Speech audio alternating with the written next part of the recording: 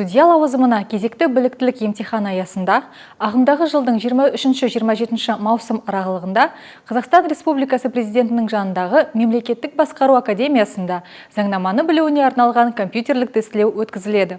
Мекен жайы Астана қаласы, Абай даңғылы 33А, Мемлекеттік қызмет істер агенттігінің ғимараты. Байланыс нөмірі 74 90 44, 74 95 42, 74 95 35, 7 778 290 48 14. Компьютерлік тестілеуді сәтті тапсырған кандидаттар ағымдағы жылдың сол күндері 23-27 маусым аралығында эссе жазуға және кейс тапсырмаларын орындауға шақырылады. Мекен жайы Астана қаласы, Абай даңғылы 33А, Мемлекеттік қызмет істер агенттігінің ғимараты. Кандидаттар ағымдағы жылдың 20 маусымға дейін емтиханға қатысу туралы растауды экранда көрсетілген телефон нөмірлеріне немесе электронды поштаға хабарлау тиіс.